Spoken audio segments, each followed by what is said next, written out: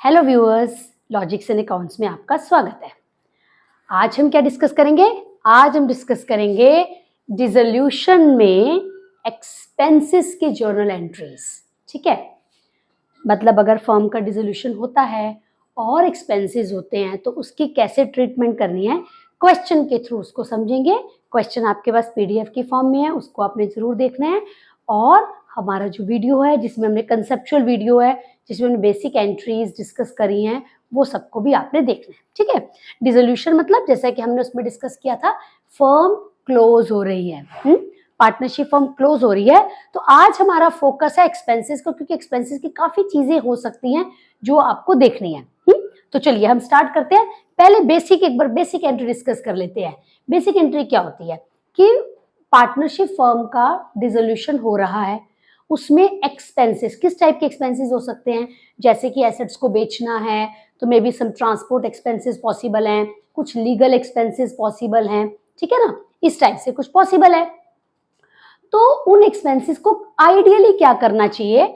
Ideally ये firm के लिए खर्चा है तो रियलाइजेशन अकाउंट डेबिट होना चाहिए, ठीक है ना, क्योंकि फर्म के लिए खर्चा है और हमें पता है रियलाइजेशन अकाउंट बनता है, एक्सपेंसेस रियलाइजेशन अकाउंट जो नॉमिनल अकाउंट है, एक्सपेंसेस डेबिट होते हैं तो रियलाइजेशन को डेबिट करेंगे।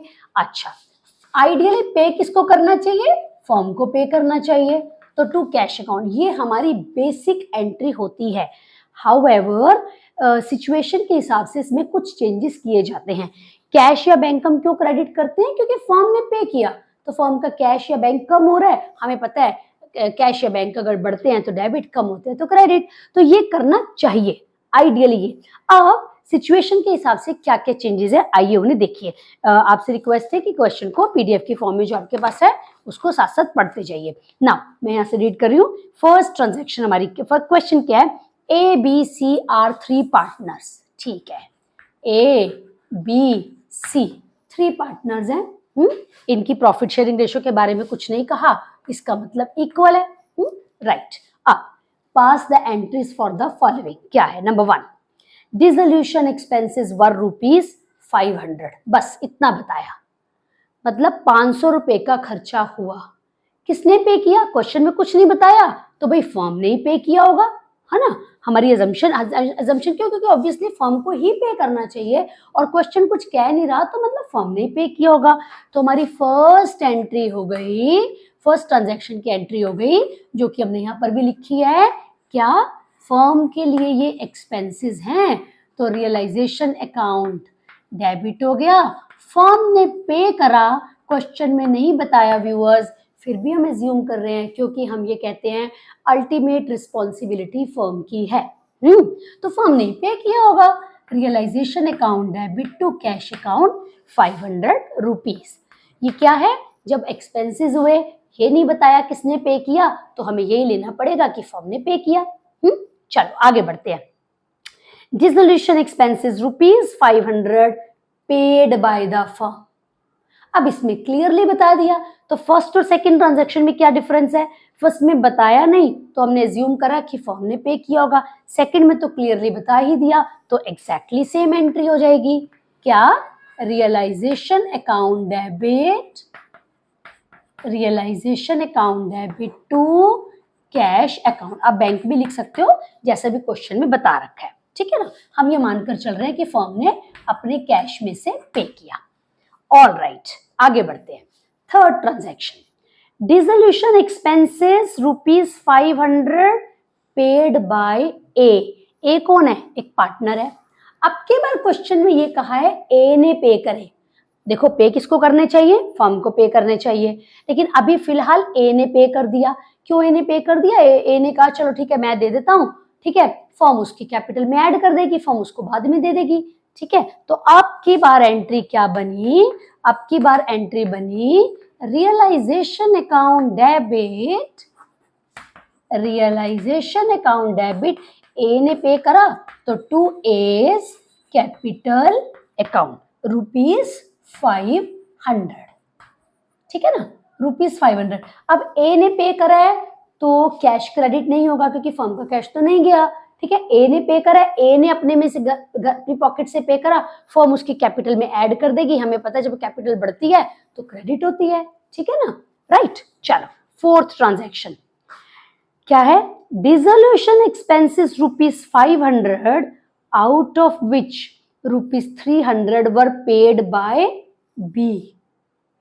क्या कह रहा है क्वेश्चन, फर्म का कितना खर्चा है 500 रुपए, हाँ, लेकिन उस 500 में से 300 पे कर दिए किसने, बी ने, बाकी किसने पे करे होंगे, अगेन क्वेश्चन में कुछ नहीं बताया, हम क्या मानेंगे, जब बी ने पे करे हैं तो इसका 300 बी ने पे करे हैं तो 200 फर्म ने ही पे करे होंगे, यानी क्या एंट्री बन गई, realisation account debit to cash account, to cash account किसने पे करे, बी ने, टू बीज कैपिटल अकाउंट। 500 का खर्चा हुआ, 300 पे करे बी ने, इसका मतलब 200 पे करे होंगे फर्म ने। हालांकि क्वेश्चन में बताया नहीं है, पर हमें फिर यही लेना पड़ेगा ना कि नहीं बताया तो फर्म ने पे करे होंगे, क्योंकि अल्टीमेटली रिस्पॉन्सिबिलिटी उसी की है। ठीक है व्यूअर्स, मेरा ख्याल है ये बात आपको समझ में आई होगी। आगे चलते हैं, नेक्स्ट ट्रांजैक्शन क्या है, ए पार्टनर ए, एक पार्टनर है, agreed to look after the dissolution process for a commission of ₹9,000। ए ने कहा कि सारा डिसोल्यूशन का काम वो करेगा, बदले में उसको 9,000 रुपए की कमीशन मिलेगी। कौन देगा ये फर्म देगी, फर्म के लिए खर्चा है, ठीक है। आगे बढ़ते हैं, he also agreed to bear the dissolution expenses। वो कह रहा है कि वो खर्चा भी वही करेगा,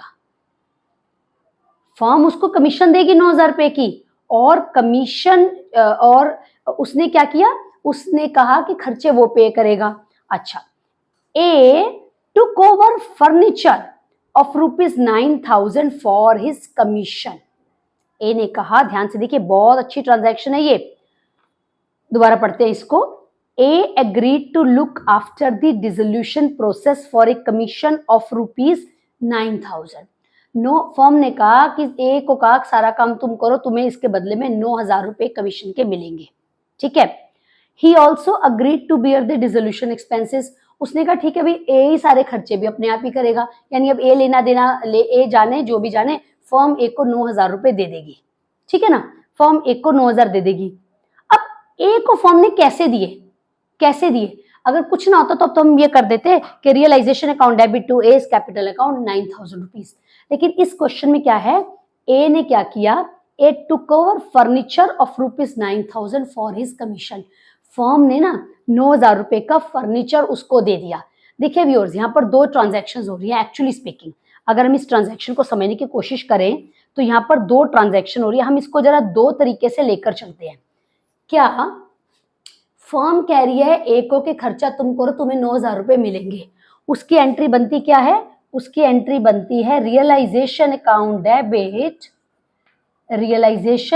debit to A's capital account, ठीक है। फर्म ने 9,000 रुपए का खर्चा करने, 9,000 रुपए की कमीशन ए को दे दी, मतलब उसकी कैपिटल में लिख दी कि ठीक है तुम्हें 9,000 रुपए मिलेंगे, तुम खर्चा अपने आप करो, ठीक है ना। फर्म के लिए 9,000 का खर्चा है, टू एज कैपिटल फर्म ने ए को देने हैं, उसकी कैपिटल बढ़ रही है 9,000 पे। अब लेकिन ए ने पता क्या किया, A took over furniture of ₹9,000। ए ने 9,000 रुपए का फर्नीचर ले लिया, ये एक तरीके से सेल ऑफ एसेट हो गई, है ना। और हमने कहा था सेल ऑफ एसेट में क्या होता है, और वो लिया किसने, पार्टनर ने लिया। यानी एक तरीके से हम कह सकते हैं कि फर्म ने वो फर्नीचर 9,000 रुपए का ए को बेच दिया, या दूसरे शब्दों में ये बोलो कि उसकी कमीशन के बदले में उसको 9,000 रुपए दे दिए। हमें पता है एसेट्स की सेल किस तरफ होती है, रियलाइजेशन की क्रेडिट में होती है। ए ने लिया तो ए की कैपिटल से कटेंगे, तो इसकी एंट्री क्या बन गई, इसकी एंट्री बन गई A's capital account debit to realisation account. Assets की सेल रियलाइजेशन के क्रेडिट में आती है 9,000 रुपए।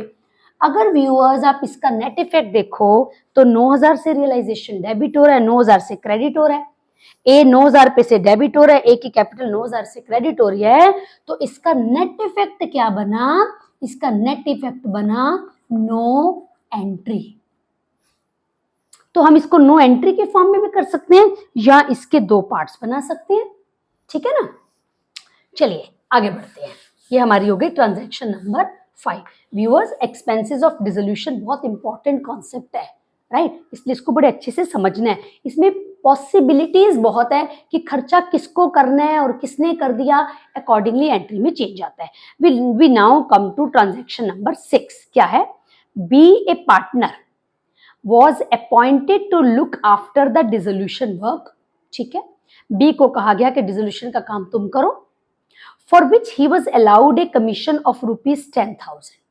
उसको 10,000 रुपए की कमीशन फॉर्म कैरियर में दी जाएगी। अच्छा, B agreed to bear the dissolution expenses।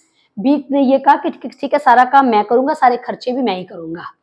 Actual expenses, dissolution expenses were ₹9,500। Again इसको जरा हम दो एंगल से समझते हैं। सबसे पहले फॉर्म ने बी को कहा कि सारा काम तुम करो, जिसके बदले में तुमको 10,000 रुपए मिलेंगे। हम पहले इसकी बात करते हैं, पहले इतने हिस्से की बात करते हैं। तो फॉर्म के लिए कितना खर्चा माना जाएगा? Realisation account debit to B को मिल रहा है, फॉर्म उसको कह रही है कि तुमको 10,000 रुपए मिलेंगे। खर्चा करने के लिए, पूरा प्रोसेस करने के लिए 10,000 रुपए मिलेंगे। बी अग्रीड टू, अच्छा ठीक है, कमीशन को 10,000 रुपए मिलेगी। B agreed to bear the dissolution expenses. B ने कहा ठीक है भाई, सारे खर्चे भी मैं ही करूंगा, है ना। ठीक है, अब उसको करने चाहिए अपनी पॉकेट से, फर्म का कोई लेना देना नहीं होना चाहिए। क्वेश्चन क्या कहते हैं? एक्चुअल एक्सपेंसेस वर ₹9,500। एक्चुअली में खर्चा हो गया 9,500 का। अब यहां क्वेश्चन में आगे कुछ नहीं बताया ये 9,500 किसने पे करे। वैसे देना किसको चाहिए, क्योंकि फॉर्म ने तो 10,000 रुपए लिख दिए उसके कैपिटल में कि तुम अपनी पॉकेट से भरो। क्वेश्चन में कुछ नहीं बताया कि किसने पे करे हैं, तो हम फिर वही अजम्पशन लेंगे कि जब नहीं बताया तो हम ये मान के चलेंगे कि फॉर्म ने पे करे हैं, जबकि फॉर्म को तो नहीं पे करने चाहिए, क्योंकि फॉर्म ने तो उसको 10,000 रुपए की कमीशन दे रही है ना, ठीक है ना। तो अब क्या करेंगे, हम ये मानेंगे कि ये पैसे फॉर्म बी की कैपिटल से काट लेगी, बी की कैपिटल से काट लेगी। तो इसको भी हमें दो हिस्सों में डिवाइड करना है।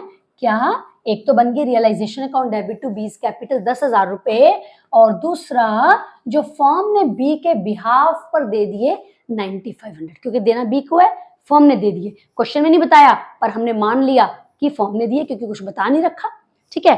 तो B's capital account debit to cash account 9,500।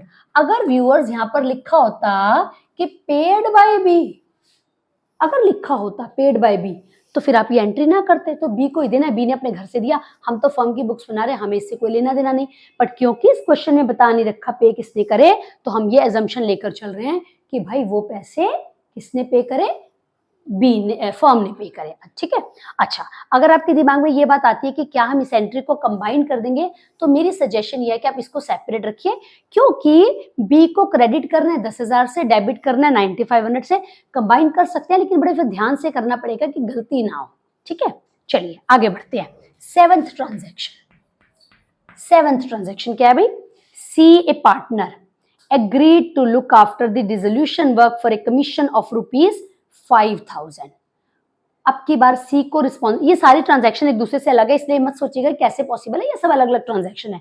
सी को कहा गया कि तुम डिसोल्यूशन का काम करो, तुम्हें उसके बदले में 5,000 रुपए की कमीशन मिलेगी, ठीक है। C agreed to bear the dissolution expenses, और सी ने कहा चलो ठीक है, सारे खर्चे मैं बियर करूंगा। तो फॉर्म के लिए खर्चा कितना होना चाहिए? 5,000 का होना चाहिए, क्योंकि फॉर्म सी को 5,000 दे रही है। अब हुआ क्या? Actual expenses, dissolution expenses were 5,500। अब पॉइंट आता है, दिए किसने? Were paid by A another partner on behalf of C. Very good transaction, बड़ी केयरफुली चेक करते हैं। सबसे पहले फॉर्म ने सी को कहा कि तुम्हारी जिम्मेवारी, तो फॉर्म अपना खर्चा मान लेगी। कितना? Realisation account debit to C's capital account. कितना खर्चा मानेगी फॉर्म के? क्योंकि फॉर्म उसको 5,000 रुपए की कमीशन दे रही है, तो फॉर्म का खर्चा तो 5,000 रुपए ही है, ठीक है ना। एक्चुअल एक्सपेंसेस हो गए 5,500। अब अगर तो सी अपने घर से देता तो कोई फॉर्म को लेना देना नहीं था, उसकी एंट्री ना करते आगे 5,500 की। पेड बाय ए, खर्चा करना सी को था 5500 का, जो भी करना था कर ए ने दिया ऑन बिहाफ ऑफ सी। अब ए मांगेगा फर्म से क्योंकि ए ने भर दिया, ठीक है। फर्म मांगेगी सी से क्योंकि आइडियली सी को करना था, कर ए ने दिया। ए ने क्यों करा होगा कि फर्म ने को कहा चलो फिलहाल तुम दे दो, हम सी से लेके तुम्हें दे देंगे। तो फर्म ने अब सी से 5500 रुपीज लेने हैं। सीज कैपिटल अकाउंट डेबिट कितने लेने हैं भाई? 5500 लेने हैं और ए को देने हैं क्योंकि फिलहाल ए ने दे दिए ना, तो फर्म सी से लेकर ए को दे देगी। फर्म के लिए सी डेटर बन गया, एक क्रेडिटर की तरह हो गया। तो C is capital account debit to A's capital account 5500, ठीक है। तो ये कुछ एक पॉसिबिलिटीज हैं जो हमने डिस्कस करी हैं कि डिसोल्यूशन एक्सपेंसेस को कैसे ट्रीट करना है। मेरा ख्याल है कि आपको समझ आया होगा। आपसे रिक्वेस्ट ये है कि हर ट्रांजैक्शन को अच्छे से पहले पढ़ना है, फिर उसकी एंट्री देखनी है और समझनी है। हम अपने नेक्स्ट वीडियो में और कॉन्सेप्ट्स को लेकर आएंगे। हमारे चैनल को लाइक करते रहिए, सब्सक्राइब करते रहिए। नेक्स्ट वीडियो का वेट कीजिए। Till then, goodbye all of you.